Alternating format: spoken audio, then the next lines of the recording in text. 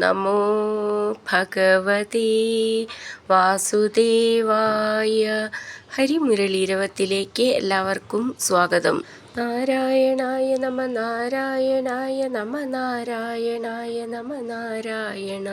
ഇന്ന് നമുക്ക് പുതിയ ക്ലാസ് തുടങ്ങുന്നതിൻ്റെ മുന്നേ ഇന്നലത്തെ ക്ലാസ്സിൽ 5-ാമത്തെ ശ്ലോകത്തിൽ വാക്കുകൾ പിരിച്ചു പറയുമ്പോൾ ചെറിയൊരു മിസ്റ്റേക്ക് പറ്റിയിട്ടുണ്ട്. അഗ്നി കണോഗ്ര എന്നാണ്, അതിന് കണിയോഗ്ര എന്നാണ് പറഞ്ഞത്. എല്ലാവരും തെറ്റ് തിരുത്തി മനസ്സിലാക്കിയിട്ടുണ്ടാവും എന്ന് വിചാരിക്കുന്നു. 7ഉം 8ഉം പഠിക്കാം.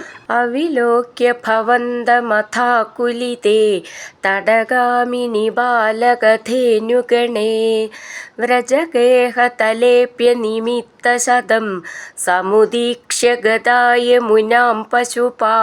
നമുക്ക് ഈ ശ്ലോകം എങ്ങനെ ചൊല്ലാമെന്നും അതിലെ വാക്കുകൾ പിരിച്ചിട്ട് അതിൻ്റെ അർത്ഥവും നോക്കാം. അവിലോക്യ ഭവന്തം അഥാകുലിതേ തടഗാമിനി ബാലക ധേനുഗണേ വ്രജഗേഹതലേപ്യനിമിത്തശതം സമുദീക്ഷ്യ ഗതാ യമുനാം പശുപാ.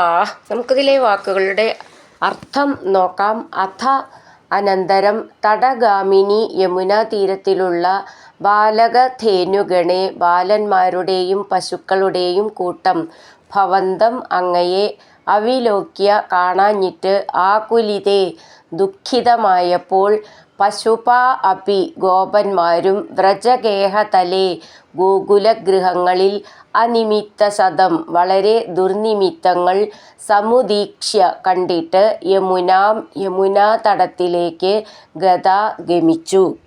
നമുക്കിതിലെ അക്ഷരങ്ങളൊന്ന് നോക്കാം.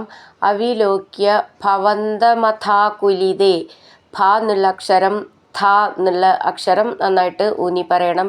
തടഗാമിനി ബാലകധേനുഗണേ ധേനു എന്നുള്ളതിൻ്റെ ഥാന്ന് നന്നായിട്ട് ഊന്നി പറയണം.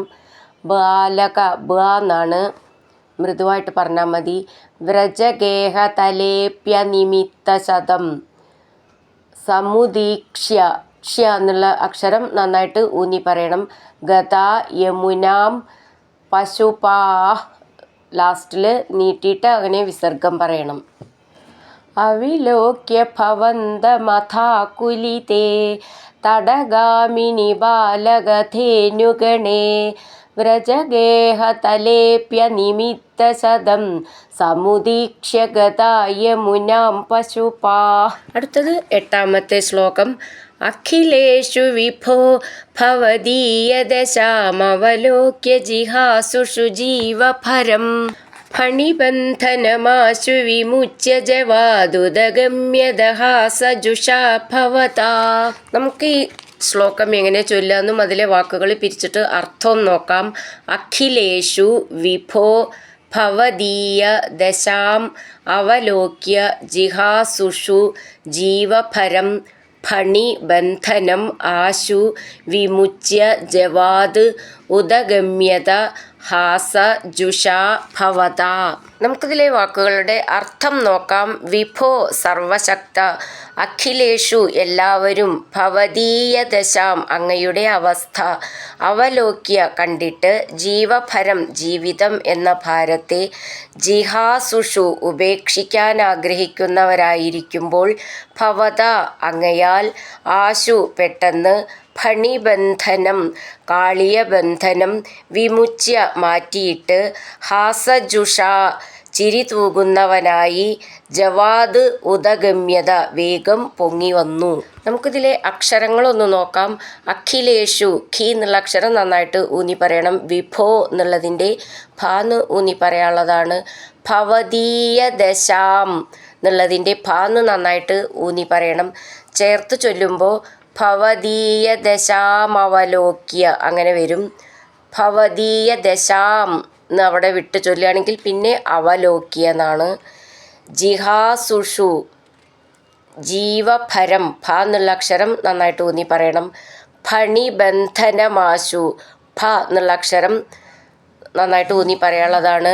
ബന്ധനമാശു എന്നുള്ളതിൻ്റെ നാഥ എന്നാണ്, നന്നായിട്ട് ഊന്നി പറയണം. വിമുച്യ ജവാദ് ഉദഗമ്യത ഹാസജുഷാ ഭവതാ ഭ എന്നുള്ള അക്ഷരം നന്നായിട്ട് ഊന്നി പറയണം. അഖിലേഷു വിഭോ ഭവദീയദശാമവലോക്യ ജിഹാസുഷു ജീവഭരം ഫണിബന്ധനമാശു വിമുച്യ ജവാദുദഗമ്യതഃ സജുഷാ ഭവതാ. ഹരിനാരായണ ഗോവിന്ദ ജയ നാരായണ ഗോവിന്ദ ഹരിനാരായണ ജയ നാരായണ ഗോവിന്ദ ഗോവിന്ദ ഗോവിന്ദ.